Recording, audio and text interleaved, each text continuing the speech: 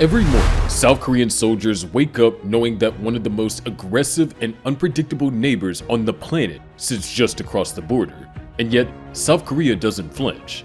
A big reason for that is sitting in a steel shed right now, waiting with a loaded 120mm gun. Meet the K2 Black Panther. Most people outside of military circles have never heard of it, but defense analysts call it one of the most advanced main battle tanks on Earth. And countries that want to buy it are lining up fast. But here's the thing that makes this tank genuinely strange. It took decades to build. It has a problem it still hasn't fully solved, and it has never once fired a shot in real combat. So how on earth does a tank with a known weakness end up being one of the most feared machines on the planet? To understand that, we need to go back to where it all started.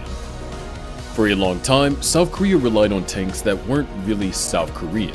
The K1 was heavily influenced by the American M1 Abrams, and before that, South Korea was running M48 Patton tanks the US had left behind. The problem wasn't that these tanks were bad, it's that South Korea needed something built for South Korea's war. North Korea sits at the border with one of the largest tank fleets in the world, most of it aging Soviet-era equipment like T-54s and T-55s. But numbers matter when you're that close. So in 1995, South Korea started development on something entirely different.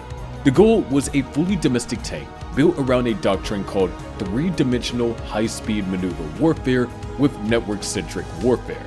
In plain language, that means a tank that doesn't just shoot things. It talks to aircraft, talks to artillery, and acts as a mobile command post. South Korea also consulted international tank designers and engineering firms during development.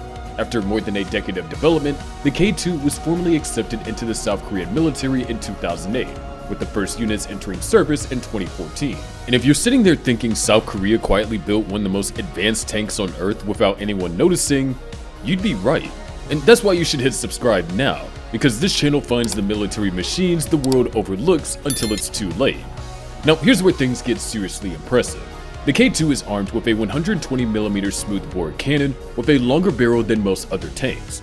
It uses an autoloader that drops the crew from 4 down to 3.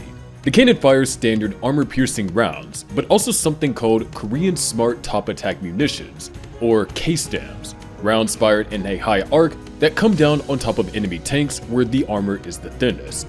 With a range of 2 to 8 kilometers, it can engage targets it cannot directly see from behind a hill. The engine is a 1500 horsepower unit that gets this 55-ton machine to 70 kilometers per hour on road and 50 kilometers per hour off-road. The suspension system, called the in-arm suspension unit, controls every single bogie independently, meaning the tank can kneel, crouch, lean sideways, and adjust its profile. The K2 can literally duck behind a ridge so that only the barrel is showing. But the most impressive part is the brain. The fire control system, linked to a millimeter wave radar that helps detect and track targets, includes low-flying helicopters while moving, and it has a built-in trigger delay that waits for the gun to perfectly align before it fires, so it basically shoots like a sniper. The K2 also connects directly to satellite networks, allied aircraft, and artillery units in real time. That's not just a tank, that's a rolling command center. Now, you'd think that would be enough to make anyone back off, and you'd be right. But here's what makes this even more uncomfortable, and we'll get to that in a moment. The K2 doesn't just hit hard, it can take a hit too.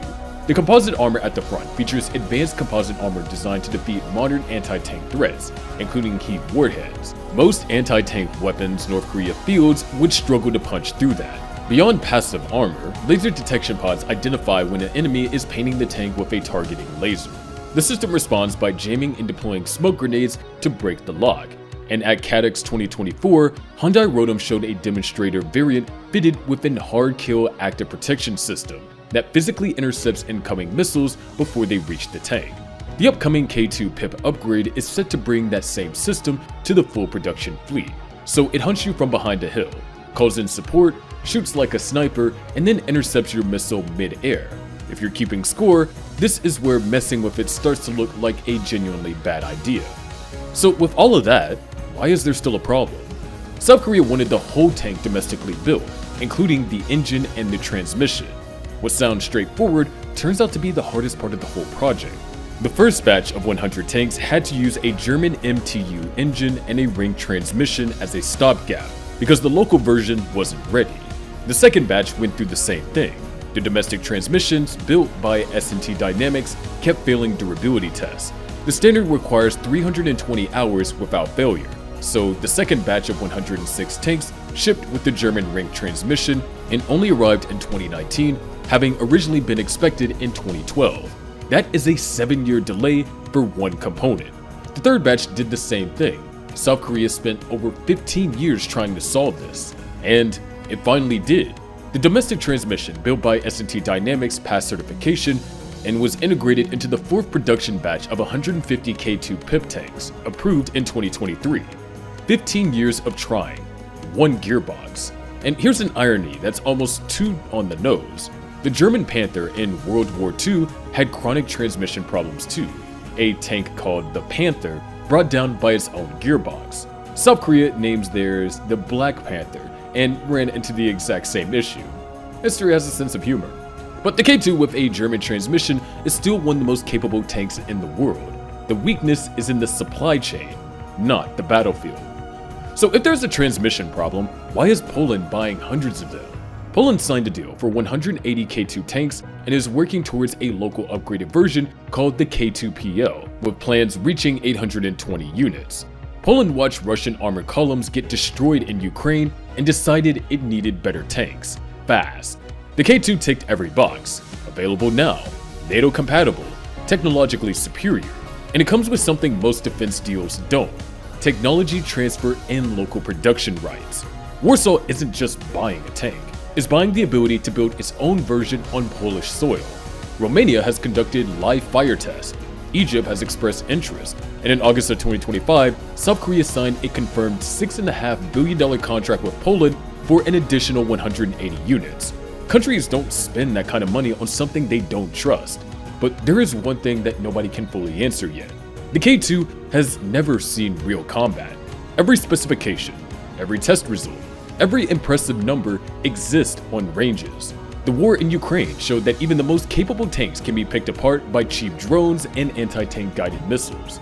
The K2 has better networking, faster target acquisition, and an active protection system in development, but nobody actually knows what happens when it faces a drone swarm in real terrain.